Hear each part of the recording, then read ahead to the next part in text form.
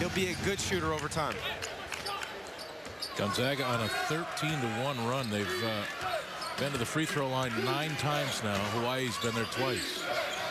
That foul pressure that Gonzaga's bigs really puts you in. They're in the bonus already. Next foul will actually be the double bonus. Thomas wanted the ball inside. Johnson got it to him. Stokes jump shot, good. That's still good defense from David. Challenged the shot. You know, good defense, better offense. You can live with that as a coaching staff. David was right there. I agree. Great defense. Making the shot fake, one dribble pull up right in front of the defense. If you're Gonzaga, you want to take your chances with him making that all night long, because I don't think he's going to. Here's Harris. Free throw line move, spins to the middle, has it knocked away, picks it up, missed it, got it back. And he's blocked from behind by Joaquim. And now Stokes with it. Around Carter, left-hand finish. That's where you're going to see Stokes at his best, particularly as he starts his career. Is going to be in transition for any point guard, whether it be Pangos or Stokes. You know, getting used to that half court, running a team in a half court takes a while, but for a guy like Stokes going in transition, that's right up his wheelhouse. Boy, they're really deflecting shots inside. Harris able to stay with it. He'll shoot free throws when we come back. Gonzaga leading Hawaii by 8 points as we take a look at the freshman, Shaquille Stokes. Nice left-hand finish, 3:28 to play first half. I know a guy. I can get you tickets to that. Harris at the line, 6 points, misses the first end. Well, he struggled a bit. 3 of 8 from the field. Misses his first free throw. But I like the fact he's being aggressive. The first 2 games of the year, 12 shots per game. He's looking to be a scorer on the offensive end. This team needs him to do that. And you know, even if you open up a game like today, struggling from the field, you have to continue to search out scoring opportunities.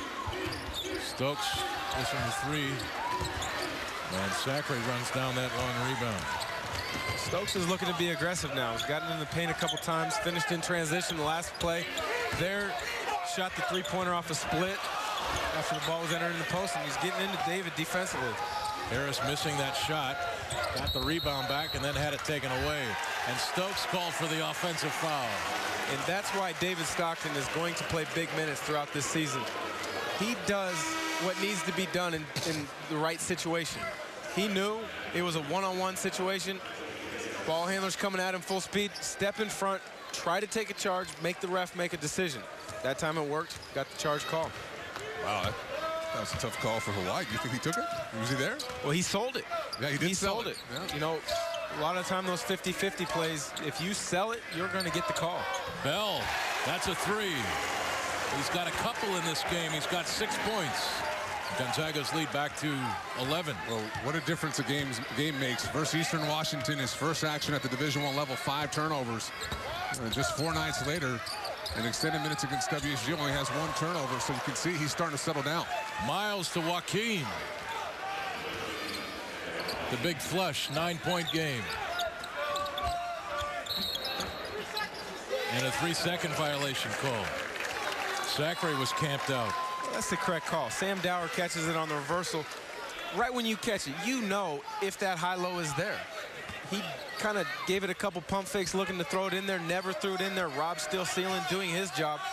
If it's there, throw it in. If not, swing it on and get into something else. Sam's got to make quicker decision with the ball there. Stockton guarding Stokes. Tipped away right into Coach Few. David giving Stokes a little bit of his own medicine. He's been active, getting up into Stokes, trying to make him uncomfortable, and he's forced some tough jump shots, and right there nearly comes up with the turnover. David can be a pest in different ways defensively. Being active, being in the right spots. Joaquim's jump shot is long. Rebounded Carter. Hawaii does do a good job getting back. Yeah, they're committed to that end of the floor. Stockton, Dower, mid-range jumper off. Zachary tips it around. It's off of Hawaii, Gonzaga basketball. That's a good shot for Sam, and again, you know, it sounds like a broken record, but David just with 1 strong dribble to that baseline, that big leaves Sam to go help, look to get the shot block, and David with good awareness kicks it out to Sam, and Sam can knock down that 15-foot jump shot. Dower inside now, left hand, no good. Didn't go in, but I love that aggressiveness. Right shoulder jump hook with the left hand. Stokes setting up the play. Rosittis setting the screen. Back to Rosittis. Oh, he just shuffled both of his feet. Inside, missed another one. Joaquin tipped it out and runs it down. New shot clock. Taken away by Carter and Bell. And now a whistle. Bell stepped on the sideline. It'll be Hawaii basketball. Just active hands. Excellent anticipation from both Bell and Carter. When you look at Carter in particular, he's been impressive because he's struggled offensively, really struggling to make jump shots, but he's doing other things while he's out there on the floor. 3 steals per game over the first couple. Already tonight, I believe, he's got 2. So defensively, he's having an impact. He's also doing a nice job on the glass. Bell guarding Johnson. Under a minute to go first half. Stokes into the paint. Missed it. Sacre with the rebound. Great defense there by David. Keep it in front. Make him shoot over the top. Dower, left hand. That one's off. Sacre grabbed the ball but was standing on the end line.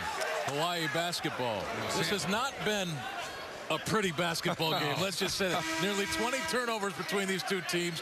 Gonzaga shooting 33%, Hawaii 37%. Well, it's still early in the year. Teams are getting their jitters out. You look, Gonzaga's 3rd game, first road game in a neutral site, which also makes it tough to play in. Hawaii, 2nd game of the year. You're going to expect a few more of these before offensive fluidity kicks in. Defensive rotations are there every single time. Now let's see if Hawaii plays for one. Well, Gonzaga has 1 foul to give here. Let's see if they know it and take advantage of that in this situation. Miles going to work on Bell. Out to Stokes, who looks at that clock and then backs out. You'd like to see him foul with about 6-7 on the clock when they're not in a shooting motion. Right.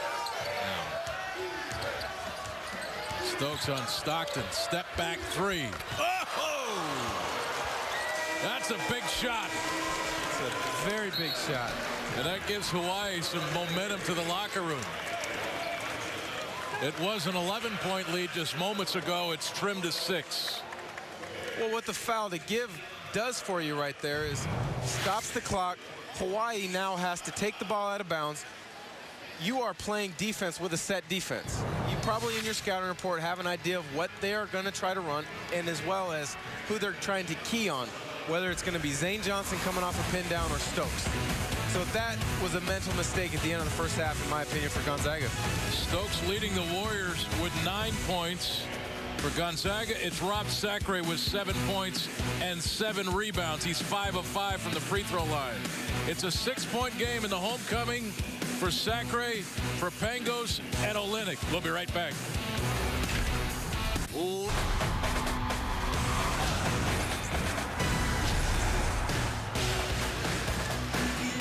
And welcome back. Tonight's halftime stats brought to you by the Coeur d'Alene Casino. Can't make the game? Watch it with us. All televised Gonzaga games are at the Coeur d'Alene Casino. Great prizes, drink specials, and $4,000 in GU ticket package giveaways. Only at the Coeur d'Alene Casino. And there you go. There's your numbers, guys. Both teams shooting in the 30s. Hawaii staying in there with 3-point shots, and both teams are turning it over. I think one of the things that stands out already, again, is Rob Sacre has taken more free throws than Hawaii has tonight. And if you look at season totals, he's taken more free throws than Gonzaga's opponents through 2.5 games now this year. That's unheard of. Yeah. No, the guy's a one-man wrecking crew. I mean, against Washington, or against Eastern, he basically fouled out 5 guys and finished the game with 1 person.